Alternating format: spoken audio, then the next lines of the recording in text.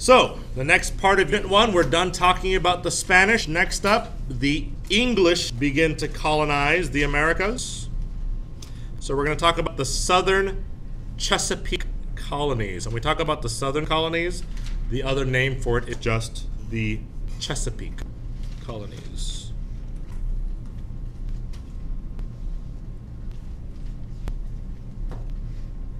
Everyone ready? Okay. So first off, we're going to ask ourselves, why did the British come to the Americas? Why did the British come to America? I always like to abbreviate the British as just GB. That's my personal abbreviation for the British. But that's for Great Britain, but it's up to you. You can do BR if you want. Again, why did the British come to America? The Spanish came here for God, glory, gold. Why did the British come? Well, there's a few reasons why the British began to start coming to America. The first is a book, actually. A book was written called Utopia. And the book was written by a man named Sir Thomas More. Now, what is a utopia? What is a utopia? Amanda, what's a utopia? That is, it's a city. Yeah, it's like a perfect city, like the best city possible, right? So Sir Thomas More came up with this idea of the perfect city, the perfect country. And he called it Utopia. Well, was Utopia in England at this time? No, England was crowded, it was dirty, there was crime, there were problems. So people thought, if Utopia is not here in England, where might it be? Where might we be able to find this perfect society? Across the water.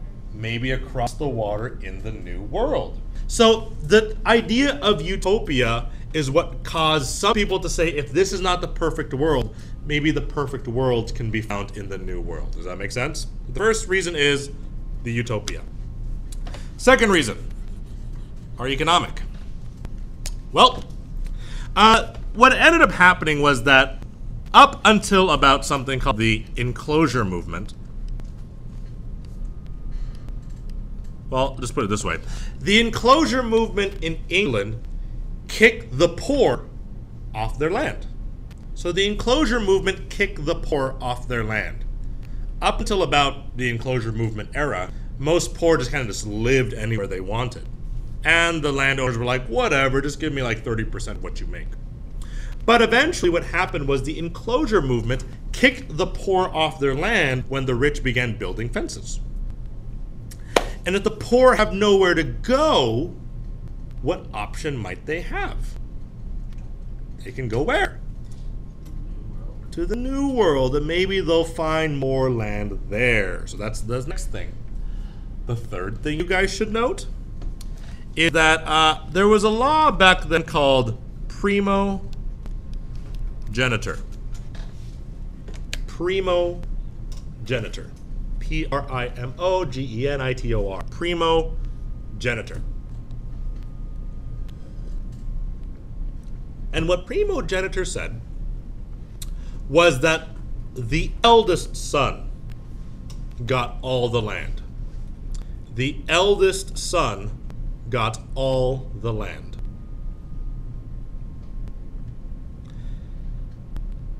Now, the reason why they had a law called primogeniture was this. What do you think might happen if, let's say, a father passes away and he has 7 sons? What might those 7 sons do? Might they fight amongst themselves and cause a mini civil war? Yeah. Sure. So this happened a lot in England. These men, these young brothers and I guess sisters from time to time, would fight each other for land. And primogeniture said, no more wars. The eldest son gets all the land and the rest of you have no claim to its title. And so, is that going to avoid war in England now? Sure, yes ma'am. Was there ever twins? Yes, and then it's like, who was born first? It's very likely they all came out at the same time. I think a woman would like die if that happened. But in any case though, primogeniture. So this would avoid war for the most part. But what happened to all the other sons? The 4th, 5th, 6th round, what did they get? Nothing. So if they can't have land in their own name back in England, where might they go to maybe seek glory for themselves? The New World. So there's another group of people that might seek out glory. Well, if I can't live under my father's name, I'm going to make a name for myself in the New World. Make sense? The last reason is military. The last reason why we began exploring is a military reason. In 1588, the Spanish Catholics, the Spanish Catholics sent the Spanish Armada to invade England. In 1588, the Spanish Catholic king, King Philip II, you don't know that part, sent the Spanish Armada to invade England. Does anyone know what an armada is? It's like a massive fleet of ships. Think like 300, 400 ships. And the Spanish King Philip sent the Spanish Armada in 1588 to invade England. And why did they want to invade England? Because England was what? Not Catholic. England was Protestant. And did they want to get rid of this horrible Protestant kingdom and make them rightfully Catholic? Yeah. Sure, that's what the Spanish wanted to do. But the English said, no, we will fight against those dastardly Catholics and we will stand up against them. Now here's the thing. Spain had the most powerful navy at the time. So what are the odds of England being able to defeat the Spanish? Very small, very slim. But we thought, you know what? God will guide us. We will still do it regardless, and we will fight to the end. So the Spanish Armada begins to converge on England. And we're like, oh, here it comes. When all of a sudden, a hurricane blows in and destroys the Spanish Armada before it ever sets land in England. And so if you're a British person, and you were about to be invaded by the Catholic Spanish, and were just saved by a massive hurricane to destroy that armada, what are you thinking? God is on our side. And in fact, they called that hurricane the Protestant wind. And so now, if you think that God is willing to send hurricanes to protect you, are you going to feel a little bit more confident about exploring? Might you go out to the New World? Might you go and explore a little bit more? Sure, because if something happens, God is just going to send another hurricane, or he's going to smite your enemies with thunderbolts. And you must feel pretty confident when you think God has your back. So, is that another major reason why people begin exploring from the English island at this time? Sure. Makes sense to everyone? You've got utopia reasons. You've got, I'm poor, I have nowhere else to go. You have, I'm the second or third son and I want to make glory for myself. And you have the people who are like, well, God's going to protect us anyway, so let's just go and see what we can do. Makes sense. This is why the English began exploring. And so the English finally set sail. There's a bunch of failures here and there. But in 1607, the English finally arrived in the Americas. And we'll talk about them in just a second. Just for your reference, folks, we're going to talk about the southern colonies today. And the 5 southern colonies are Maryland, Virginia, North Carolina, South Carolina, and Georgia. Those are the 5 southern or Chesapake colonies, just for your reference. We'll talk about all of those today. Questions, comments? No? Okay. So in 1607, the first English colonists finally successfully land in what is now known as Jamestown in 1607. And they thought, this will be the land in which we will start our colony for Mother England, and we will raise a colony and make it successful. And that colony was successfully founded by a group known as the Virginia Joint Stock Company. the Virginia Joint Stock Company. And this company was, again, allowed by the English king to explore this new world. So the Virginia Joint Stock Company successfully lands in Virginia, calling it Jamestown at the time. And they say our goals here are threefold. Number one, we want to find what? Why are we here? What do we want? Gold. But also, we want to make a name for ourselves. So we want to have glory. And while we're at it, we figured it'd be good to help these Native Americans find the path to God. So we're also here for God-like reasons. So the three G's, gold, glory, and God, is why they're there. Well, they arrive and you think, wow, good job, English persons. You finally got to America. And you think it'd get off to a really good start. But it didn't. In fact, Jamestown had one of the worst starts of all the colonies. So let's call this a terrible start. What ended up happening was that, unfortunately, Jamestown was founded on a swamp. Not ideal if you're going to start a colony.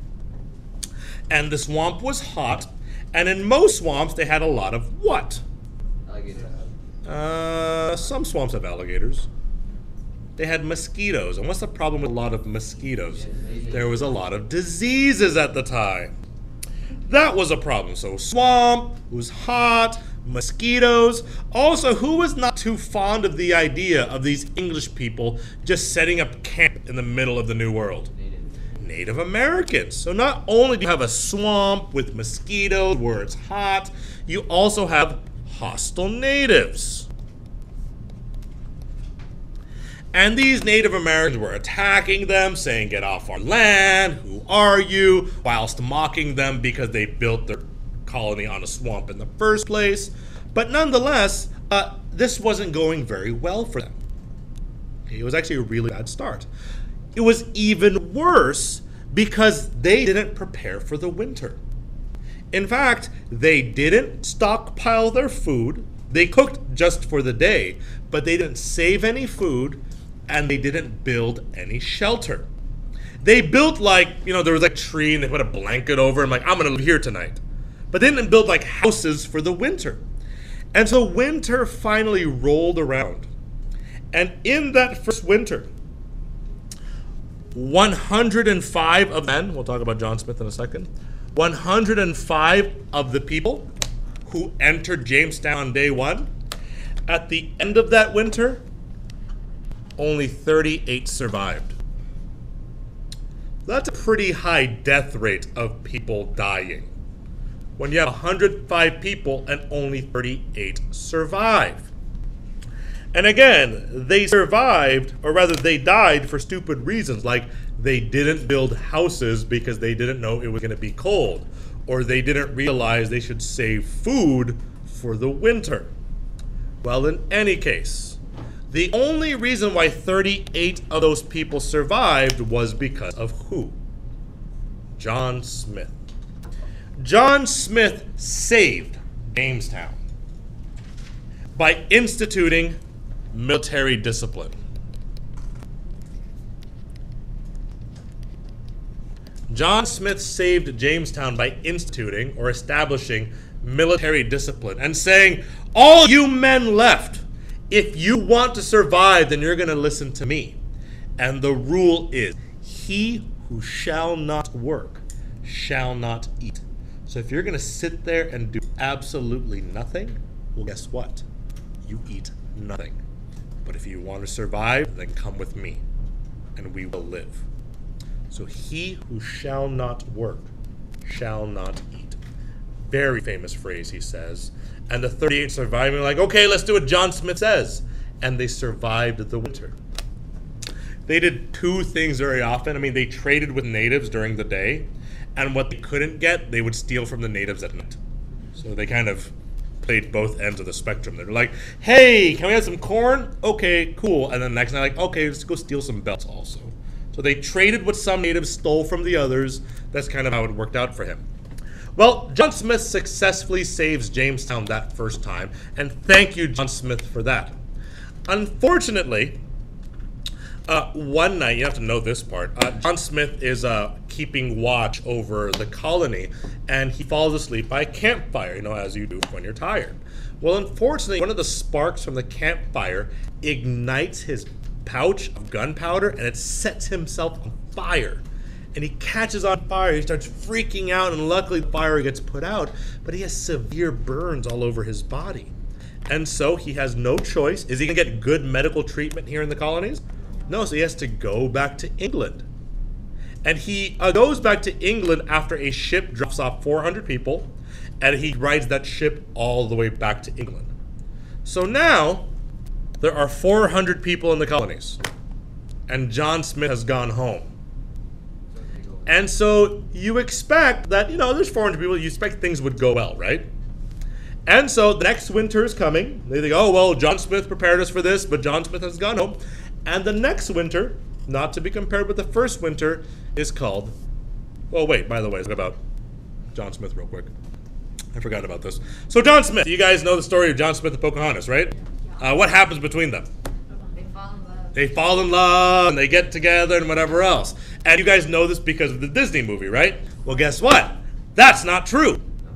Don't believe what Disney tells you. I know that you saw this documentary called Pocahontas put out by Disney way back when, but you shouldn't believe everything that Disney tells you. Number one, John Smith was like 26, 28, and Pocahontas was like 14. And so that wasn't going to happen. Now, she did save his life. He was captured by Chief Powhatan at the time. She did save his life, but they never actually, became boyfriend-girlfriend because there was a huge difference in age. But, you should have already known that this wasn't true anyway, because you could have, if you watched Disney, we would have familiar that you have to kind of question the historical accuracy of this movie, because, in case you didn't know this already, trees can't talk. And so, that should have been like a red flag, and you can't jump off a waterfall and survive, or you can't sing to the wind, and so you kind of figured it out. Yeah. That's one of my favorite songs. Actually, they can. What? There's some when you see San Diego, San Diego State, or one of those, and they're like a forest with talking trees. Not like talking like, how's it going? No, literally. No, that's not what you think it is. It's not that kind of tree. In any case, though, you should be familiar that Pocahontas and John Smith did not actually get together. I hate to burst your bubble, but that didn't happen. But yeah, we'll talk more about that later. Anyway, the next period then is known as starving time. So of those 400 people, based on the name, do you think they did well? No? Yeah, it was not a happy time. Otherwise it'd be called happy time. That was called starving time. And of those 400 people, only 60 survived. Yeah. At a certain point, do you just stop burying bodies? That's a lot of people that die in a short winter. And it's because, what did they lack? Military discipline. They didn't go hunting. They didn't ration their foods. They didn't build enough shelter because there was no one there to be like, I'll be in charge. They're like, oh, let's do whatever we want. And then that was terrible.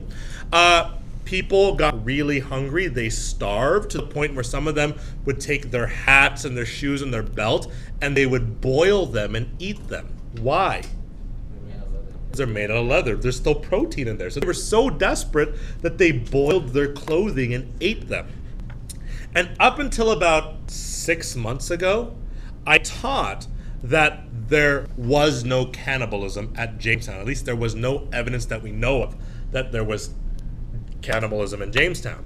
And then 6 months ago, we found out, evidence that there was cannibalism at Jamestown. At least one instance of cannibalism. We found the bones of a young teenage girl. And we discovered that there were human bite marks all over her bones. Here's what we don't know. If she was alive when she was eaten, or if she was already dead when she was eaten. What we also don't know is if it was it was like a brother or sister, daughter, mother.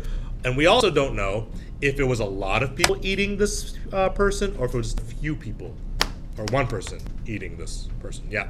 Couldn't you tell by like the bite marks?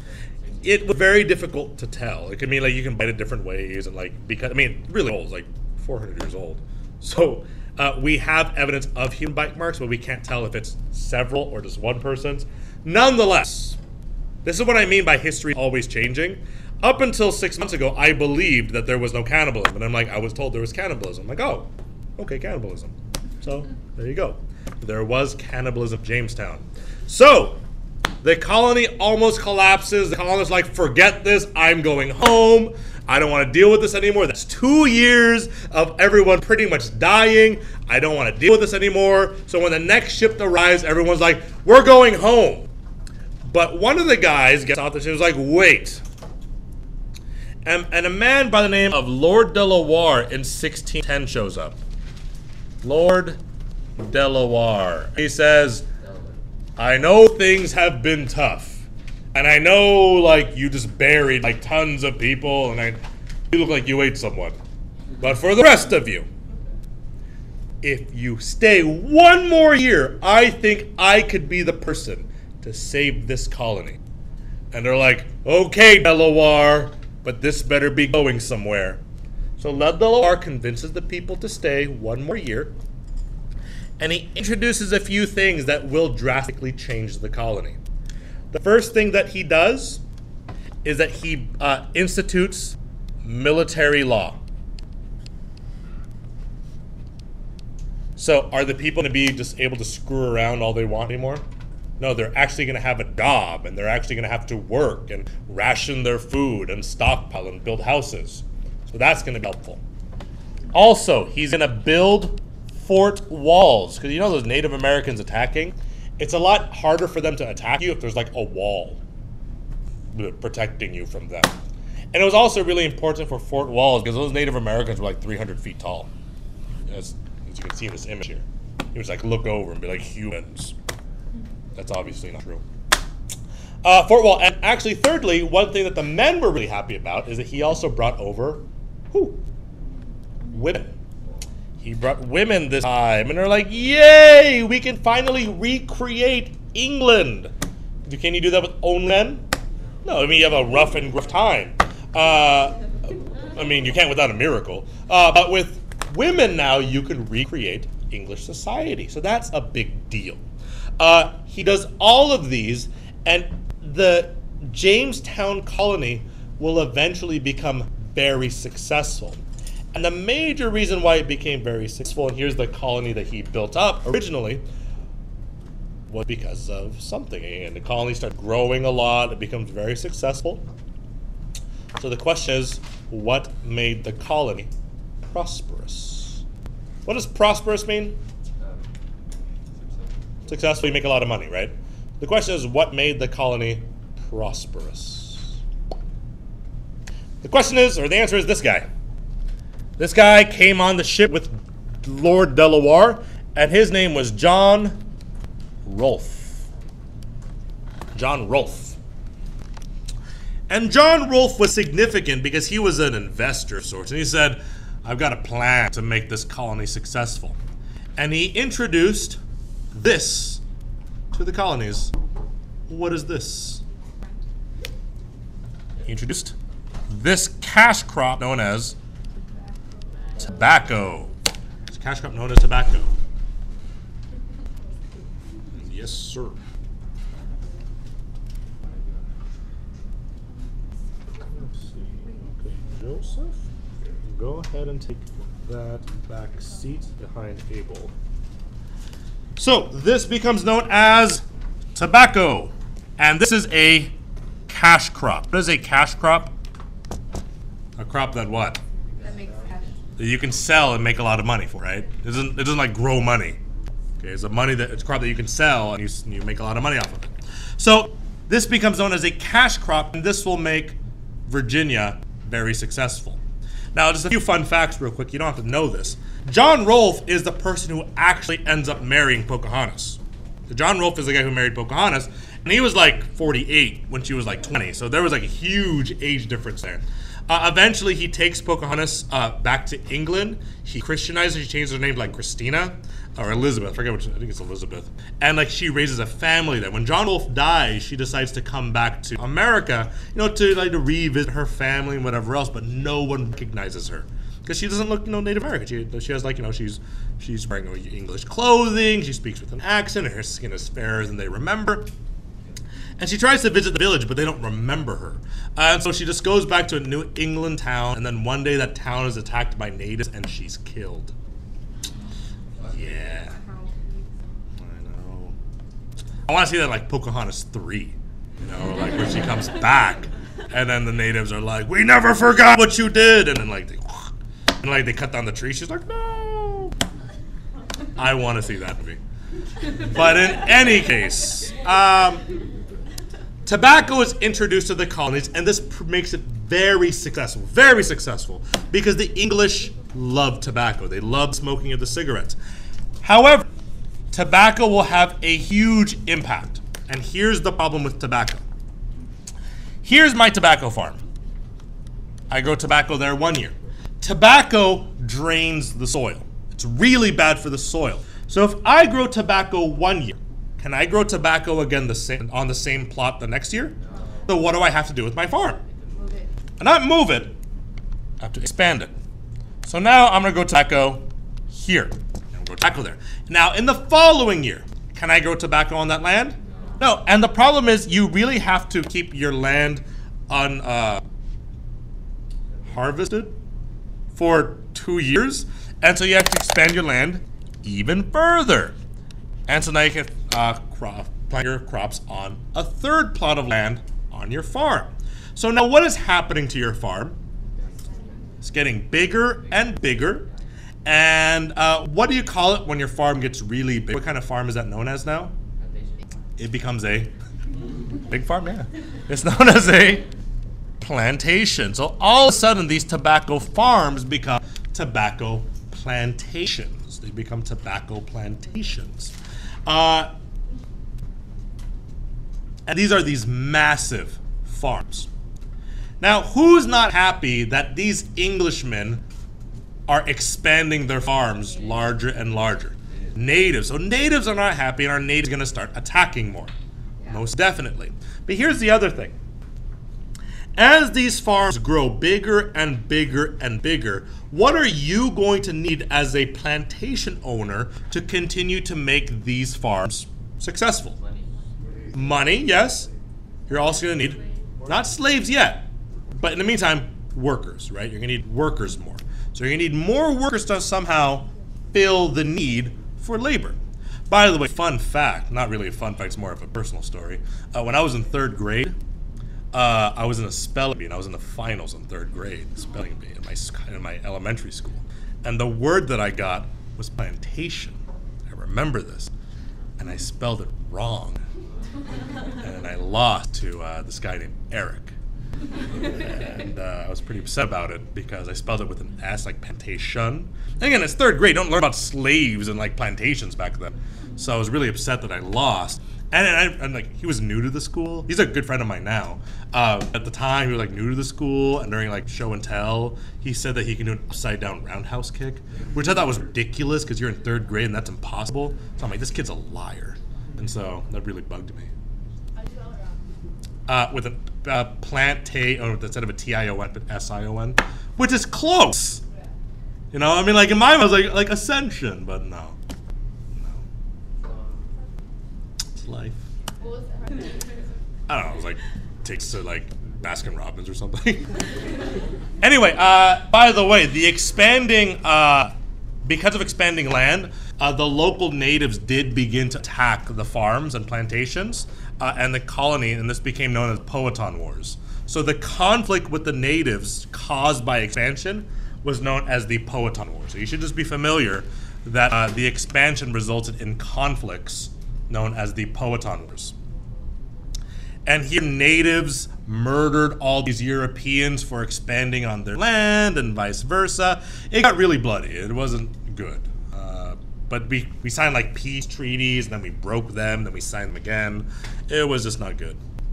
But in any case, that happened. Well, speaking of labor, what ended up happening was that we need to fill that demand for labor. So the way to fill that demand for labor was something called the Headright system. So the Headright system filled the need for labor. And the way it worked was that the Headright system would bring indentured servants to America or to the New World. So the Headright system would bring indentured servants to the New World. Now, the word indentured, just so you guys know, means contract. And I'll explain what this all means. Just write that down first. The indentured servant system was introduced by the Headright system, or indentured servants were introduced by the Headright system. And here's how it worked. If you wanted to come to America and you were in England at the time, would it be expensive for you to buy passage to America? Like to get on a ship costs money, right? So if you were poor, what are the odds of you being able to come to America? If you're an indentured servant. Yeah, it'd be very little unless you're an indentured servant. And here's how it worked. You're an indentured servant, and I need workers on my farm. So if you agree to work for 7 years, that's usually the average contract.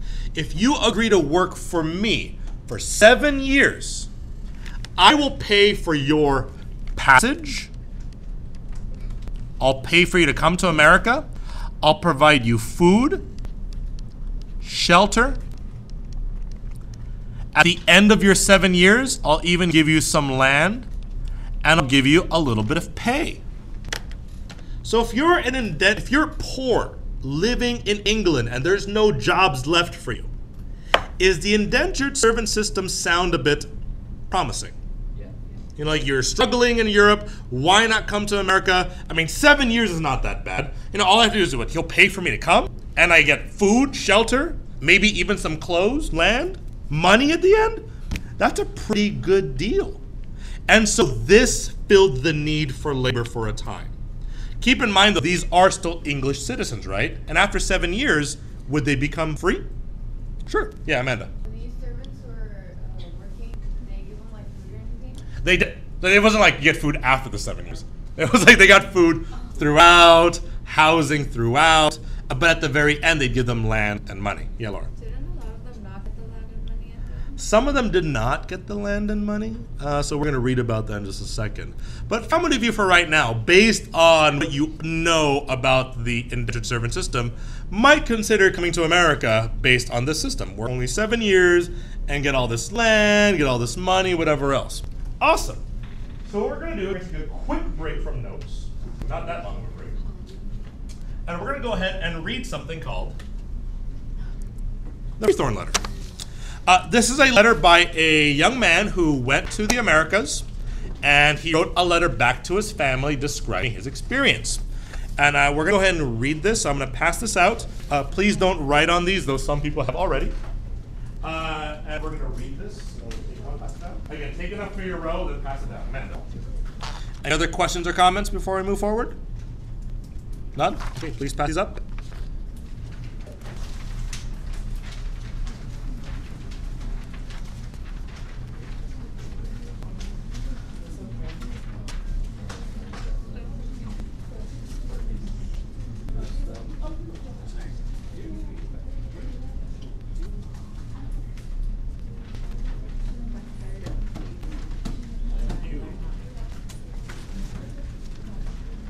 Okay, so because John Rolfe introduces tobacco, and because John Rolfe's tobacco makes Virginia very successful, and because of the growth in all the plantations in Jamestown, Jamestown will become the colony of Virginia. Does that make sense to everyone? Jamestown becomes Virginia colony. Is that clear with everyone? Okay. So Jamestown will eventually become this massive colony known as Virginia, as you can see here. And a few things about Virginia. Number one, in 1619, they introduced something called the House of Burgesses. In 1619, the Virginia Joint Stock Company, living in Virginia now, decides to introduce something called the House of Burgesses. And the House of Burgesses was the introduction of democracy to the American colonies, or the British colonies. It's the introduction of democracy to the British colonies. Because up until this point, there was no democracy. But as more and more indentured servants came in, as the colony grew larger and larger, do we need some system of law and order? We need some sense of stability. And so they introduced democracy. Because if people have a voice, do they rebel less? Sure, if they have a voice to voice their opinions and frustrations, they might be less likely to rebel against the government. So they introduced democracy for the first time, which is a big deal in the British colonies. In addition to introducing the House of Burgesses in 1619, though, they also introduced slavery in 1619. Which is why 1619 is a very interesting year for the Americas, because slavery and democracy could not be further apart from each other. And yet in 1619, both slavery and democracy were introduced. Now here's my question. Why did we replace indentured servants with slaves? There was more and you didn't have to pay them. So there's a lot of multiple reasons. Let's start off with the economic reason. The reason why we replaced indentured servants with slaves is that they were cheaper over time. They were cheaper over time. That doesn't mean they were cheap, like they were like $100. The equivalent of a slave today would be like $80,000. It's very expensive to own a slave way back when. So most people would still be better off just getting indentured servants, right? That's short, cheap, short to the point. But slaves were expensive. And yet, some people still decided it was better off to get a slave if they could afford it. And the reason why is the second part. With slaves regenerated. And I don't mean like you cut off their arm and their arm comes back. I mean like they replenished, put it that way, so you guys don't think they're like mutants.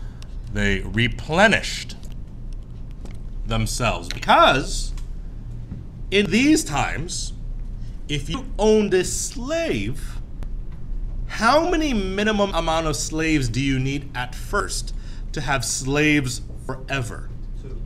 Two. What types of slaves do you need? A male and female. And once you have those two slaves, what do? You make them have kids, and do you get to own the kids? Yes. And so what it came down to was they realized in the long term, are slaves cheaper? Sure, in the short term it's really expensive, but if you can get past that, you own the children, you sell some of the other children, and the slaves pay for themselves. So economically, are slaves better in the long term? Politically, slaves are also better off politically because slaves, they don't have rights, or rather they don't have English rights, and they don't rebel. Slaves don't rebel because they're not Englishmen. If you mistreat indentured servants, might they rise up and rebel? Because they have an idea of how they think they should be treated. But slaves were already brought over as slaves. They knew they were slaves. They were slaves when they were back in Africa. And so if you're already a slave, are you going to rebel? Are you less likely to rebel if you're already a slave? Sure. No question? No? Okay. Anyway, so that's kind of how that goes. They're less likely to rebel. In any case, in order to regulate these slaves, we came up with something called the Barbados Slave Codes.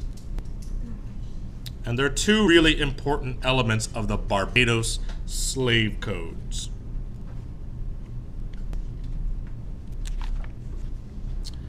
Number one, slaves and their children were property.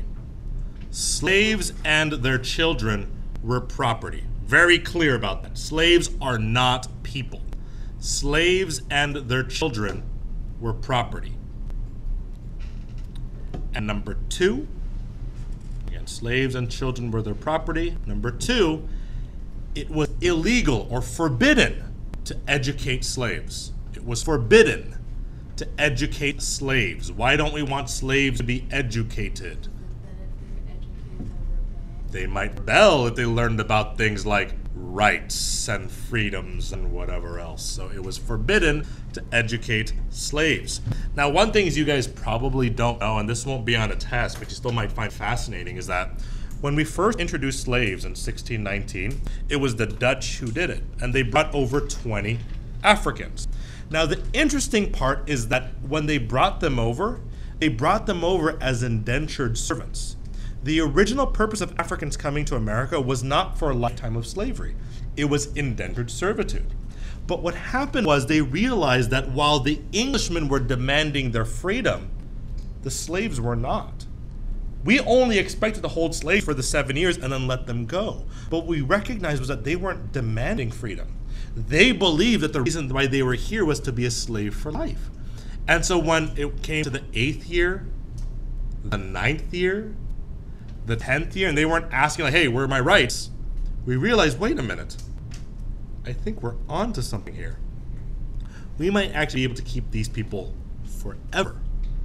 And that's kind of how we slowly merged into slavery as a forever institution versus a indentured servant institution. But yeah. Anyway, the reason why we also got rid of slavery, we talked about that political reason, was because of Bacon's Rebellion. Let's talk about Bacon's Rebellion real quick here. Don't get excited. It's not like bacon. It's not like food bacon. Bacon's Rebellion is something you guys should be familiar with. And here's what happened.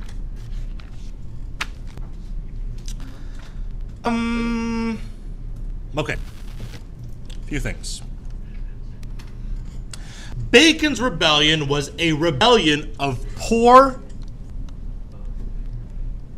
former indentured servants. It was a rebellion of poor former indentured servants. That's what Bacon's Rebellion was. It was a rebellion of poor former indentured servants.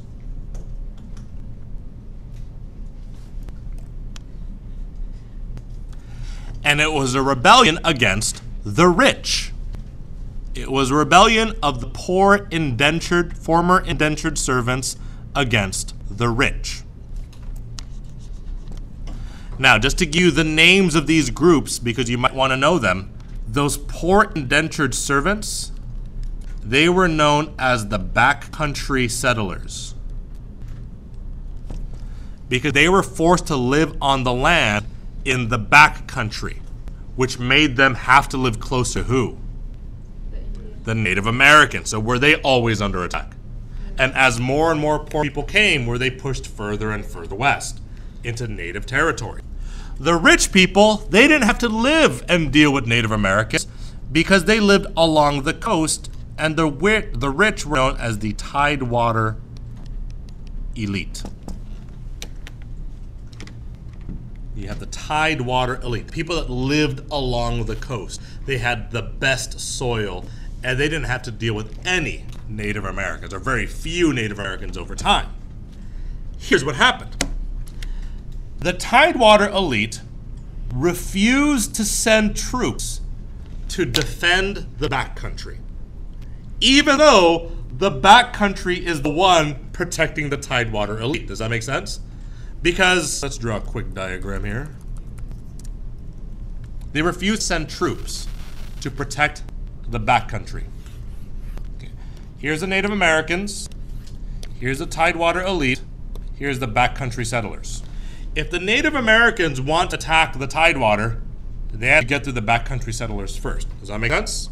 So the backcountry said, hey, we've been fighting off these Native Americans for years. All we want is a bit of money and assistance to build, hire some soldiers to protect us who are protecting you. The Tidewater elite said, no, we're not going to help you. So the backcountry settlers said, screw it, and they rebelled. Now here's the part you don't have to know, but let me explain the details Put down your pencil, get to the rest of this part now. The actual details are that the backcountry settler, they said, fine, we'll protect ourselves, and they created their own army. Now, are the rich people going to feel happy that the poor people have created their own army? Is that going to make them a little bit nervous when we find out the poor people have come together with weapons? They're a little bit nervous about it. So they said, hey, you can't create your own army. They only are saying that because they're afraid the army might be used against the rich. But the backcountry said, well, we're going to keep protecting ourselves. So the Tidewater said, fine, you're all rebels. And the backcountry said, well, let me show you what a rebel is. And they decided, led by Nathaniel Bacon, to invade Jamestown. And they laid siege to the Tidewater elite who could not defend themselves. So eventually what ends up happening is that Bacon dies of a fever. And there's no one left to lead the Bacon rebels. And so many of them scatter, they run away, and they hang 20 people. And that's the end of Bacon's rebellion. It ends with people being hung and Bacon dying of a fever. So, not that exciting, but it is significant. Let's talk about the significance of Bacon's rebellion. Here's why you have to know this. The significance of Bacon's rebellion is twofold. The first reason why Bacon's rebellion is significant is it showed that there were class tensions or class conflicts in the colonies. The significance of Bacon's rebellion is what? It showed class conflict in the colonies. It showed that there were class conflicts in the colonies. What do I mean by that? Conflicts between who? The rich and poor. That the colonies were not a perfect society. That even here, the rich and poor were not getting along. Make sense? The second significance is that because of Bacon's rebellion, we were convinced that who were dangerous? Who was dangerous? The indentured servants. We were convinced that indentured servants were dangerous, and as a result, what did we decide to do? Replace them with slaves. So that's the significance of Bacon's rebellion. It convinced us that the servants were dangerous and we should replace them with slaves. Cool? Everyone good with Virginia? So Virginia includes the story of Jamestown, okay? So don't forget that. Let's move on to the rest of the southern colonies and we should be done after that. Here's Bacon's rebellion, by the way. It takes over a bunch of stuff. Maryland! Maryland? The colony of Maryland. Let's know my history. Maryland was founded as a Catholic refuge. It was founded as a Catholic refuge because were Catholics welcome in England? No, they were mistreated because England was Protestant. So they said, hey, you poor Catholics, if you don't want to live in England anymore, come to the New World and you'll be free in Maryland. Makes sense so far.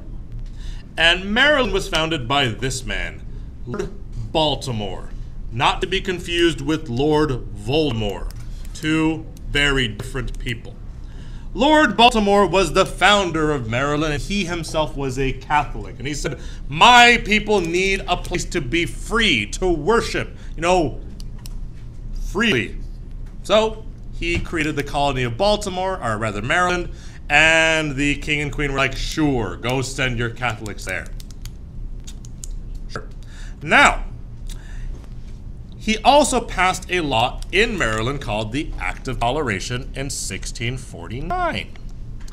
And in the colony, this Act of Toleration provided for religious toleration for all Christians.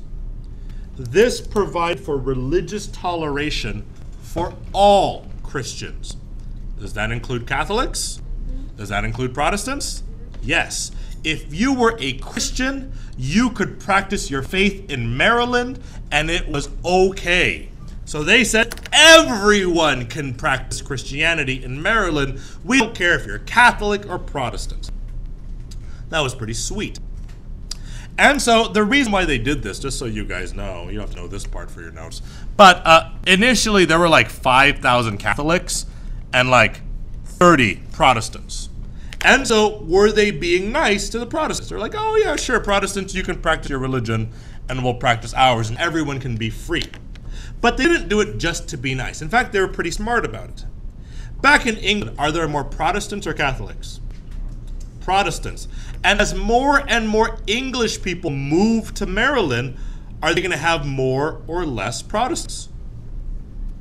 More, because more and more people are going to move to Maryland from England that are Protestants. And eventually, this number of 30 might become 30,000 to 5,000 Catholics. And will the Catholics now be in the minority? And then it's like, hey, remember when we gave you religious freedom? Now that you're in charge, Protestants, we hope that you'll give us Catholics religious freedom too. So they were kind of smart, right? And thinking, hey, let's be nice to them right now so that in the future they'll be nice to us when we're a minority. You know? Think about that for a second. Well, in 1691, you don't have to know this either, the Protestants finally took over and they got rid of the Act of Toleration and took away Catholics' right to practice their religion. So that happened. So the colony in which which was created to give Catholics the right to practice took away the Catholics' right to practice. And so that happened. So fun. In any case, you should know the Act of Toleration for what it did. Religious toleration for all Christians. Eventually, Maryland develops its economy, and it's very much like Virginia's. This colony, of course, it grows what type of crop? Tobacco. And what type of labor did they have? Slave labor and indentured servants. So you should know that it's very similar to Virginia's economy. Yes, the way they started out was different, but their economy is mismo. It's the same. Mismo means the same in Spanish, right? Okay, good, just checking. Every so often I'm gonna pepper my Spanish just to make sure I'm keeping it up. Then I'll throw in some like Chinese and French and some Tagalog. Anyway, another southern colony were the Carolinas. You may not know this, but North Carolina and South Carolina used to be one big Carolina. Then they split it, like right there. So the Carolinas. Eventually the Carolinas are split, and they're split because they're just very different. This Carolina right here, it had very poor soil. It had very bad soil for farming. So are they going to have a lot of plantations in North Carolina? No. So North Carolina had very poor soil. There was few plantations. There were some people made it work, but there were very few plantations. And instead, most farmers were what is known as subsistence farmers. Subsistence farmers. Who knows what it means to be a subsistence farmer? You know what subsistence means? It's the opposite of commercial farming. What is subsistence farming? To subsist, folks, means to grow enough to live. Are they going to grow enough to then sell and buy like a PlayStation? No, they're growing just enough to survive. That's subsistence. So, you know, like let's say, are they ever going to be able to buy slaves on their farms? They're growing just enough to eat every single year. It's not enough to, expand their farm. They're just living day to day. That's subsistence farming. And again, it was subsistence farming because the soil was terrible. You really couldn't get very much out of it. So that's what's happening in North Carolina. It was very different. South Carolina had great soil. In fact, it had the best soil of all the colonies. And they began to grow a lot of different cash crops. Yes, they grew tobacco, but they grew other cash crops. Can anyone tell me what the different cash crops were based on these images?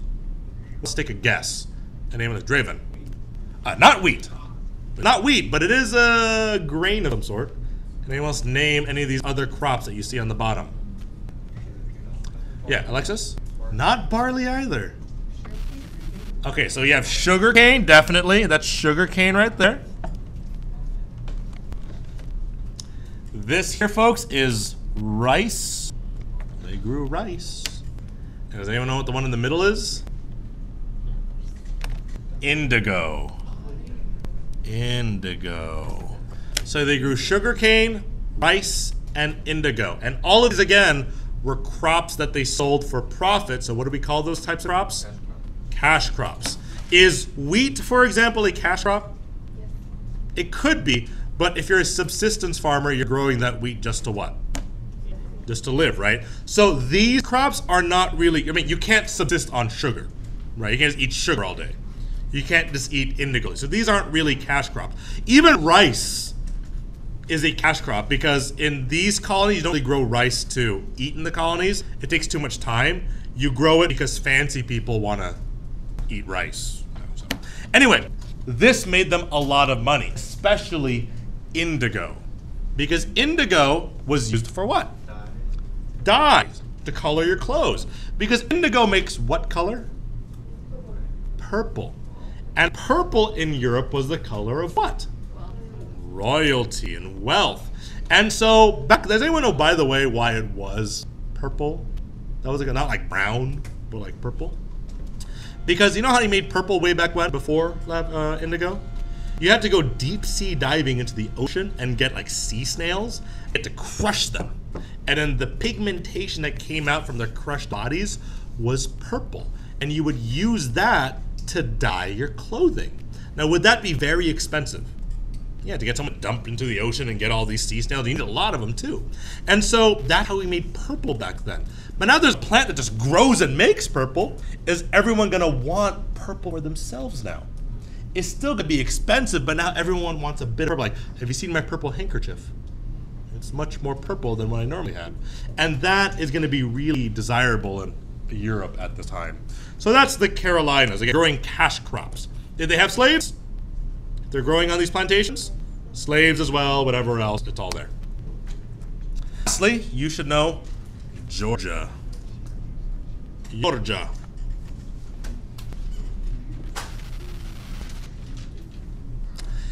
Georgia was founded by this man, James Oglethorpe. Oglethorpe. Oglethorpe, just like it sounds. James Oglethorpe was the founder of Georgia, which is a really cool name, Oglethorpe. If I ever have a daughter, I'm gonna name her Oglethorpe. Come here, Ogie. That's your nickname. Anyway, Georgia. Georgia was founded. He was actually very well-intentioned. He's a nice guy. He founded Georgia as a debtor's colony. Because what happened back in England was that if you owed money and you were unable to pay it, where'd you go? You went to jail if you couldn't pay back your debts. So we said, oh, all those poor people that couldn't afford to pay, it probably wasn't even their fault. I feel bad for them. So what I'm going to do is I'm going to create a colony for those debtors, and I'm going to give them a second chance, which is why it's also known as a second chance colony. And all those people could come to America in Georgia, and I'm going to give them a second chance. And that seemed really nice. Now, obviously, is there a catch? You're not just going to pay for someone to come to America for free. There's a catch, and the catch was this. Georgia was, yes, a debtor's colony, a second chance colony, but Georgia was also a buffer colony. It was a buffer colony for South Carolina. It was a buffer colony for South Carolina. What is a buffer? Like, what's a buffer? Like a buffer zone, what is that? What's a buffer? You know, like, cars have buffers. They're called bumpers. But what is a buffer? What does that bumper in a car do? It protects it, right? It's like a shield almost. Like, imagine if you're playing, like, you want to punch someone, but you don't want to hurt your fist or hurt their face. So you put on sock and boppers. The sock and bopper is the buffer, so that when you punch someone, are you going to destroy their face? No, because you have a buffer of air that surrounds your fist. Does that make sense? That's a buffer. Amanda. So like, what's the meaning like when there's a video and it's waiting to buffering? It's building time. It's giving you space. It needs time to buffer, so it gives itself space to load the rest of the image. It's like a space. That's a buffer. That makes sense? Even for video, it's the same thing. It's giving itself space. It needs time to buffer to give itself time to be able to play the video. Okay? So in any case, it becomes a buffer zone for South Carolina. And it has to be a buffer zone because South Carolina is the wealthiest colony. And it needs to be a buffer zone against who? Not the English. This is an English colony. It needs to be a buffer colony against who? Who do they have to protect South Carolina from? The natives, but also who? The Spanish. Folks, here's South Carolina. I'm coloring it in here. This is South Carolina, okay? If South Carolina is the wealthiest colony, do you think Spain would want control of it? Most definitely. They definitely would want to invade. So they said, if you're going to live in Georgia, which is here, this is Georgia, your job is to be a buffer against Spain to protect South Carolina. And that was their job. So many people said, okay, and then they took it. And their job was to protect South Carolina. Make sense? Now, is their job really important? Sure. So they had very strict rules in Georgia. So the rules in Georgia were the following. Number one, no plantations. No plantations were allowed in Georgia. Here's why. Here you have a bunch of small farms on the grid, okay?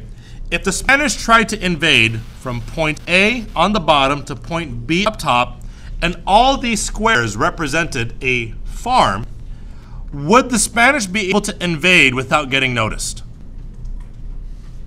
All these people would notice right away that the Spanish were trying to invade, right?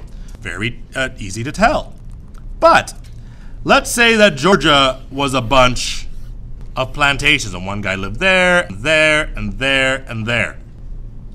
And the Spanish invaded right through the middle.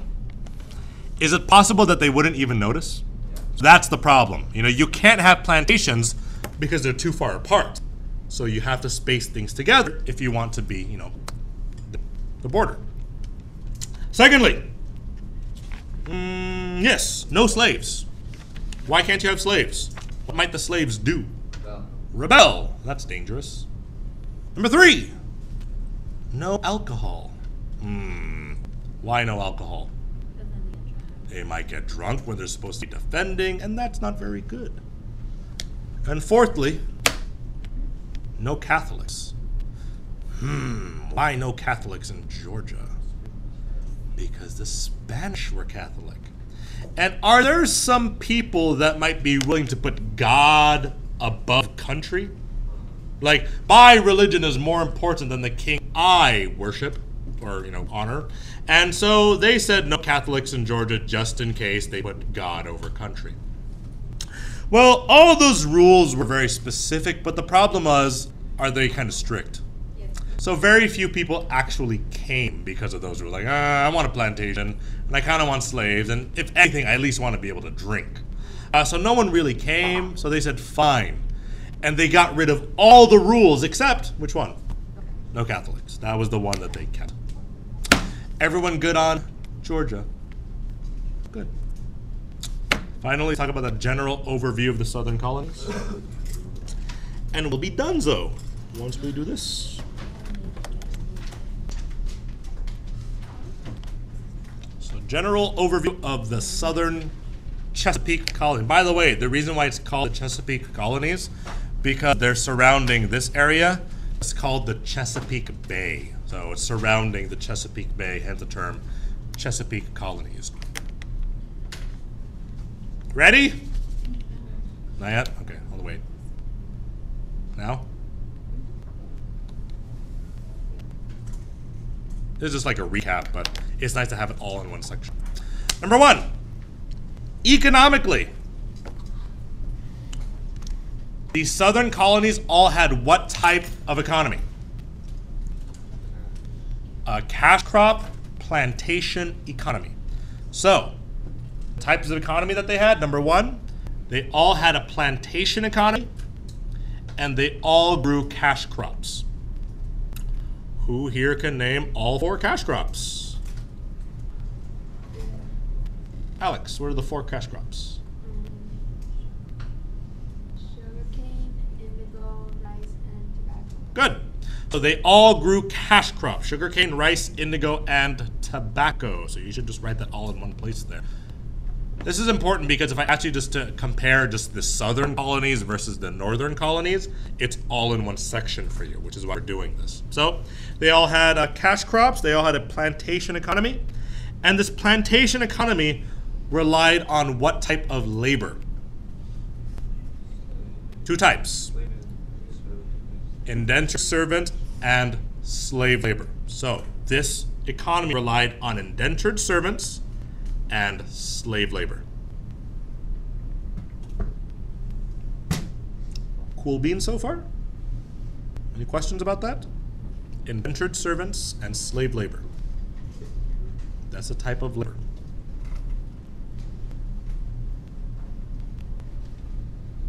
Okay.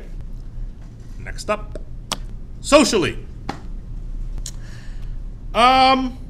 There were very few towns in the South. There were few towns in the South. Why might there be few towns in the South? What did they have a lot of that made it really impossible to have towns? Yeah, plantation, right? Plantations made you live really far apart. So there were very few towns in the South. Also, very high death rates.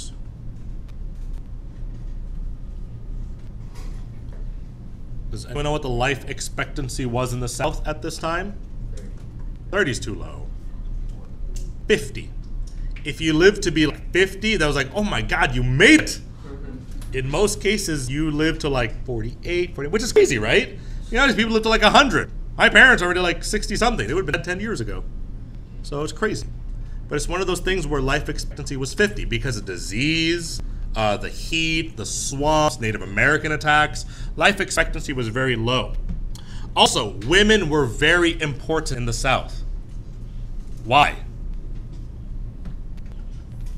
Popular. Uh-huh.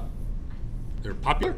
No, it's popular. To populate? Sure. Part of it is that there were few women already, right? There weren't very many women in the South. So of the women that were there, were those women powerful? Sure. The rarer you were, the more powerful you became. And also, men died like all the time. And so if your husband died and your son was too young, who ran the property? You did. The women did. That doesn't happen as often when like men and women lived to about the same age. And so women were more powerful in the South. Religion was not religion was not important. Also, religion was not important. Religion was not importante. And neither was education. Education was not important.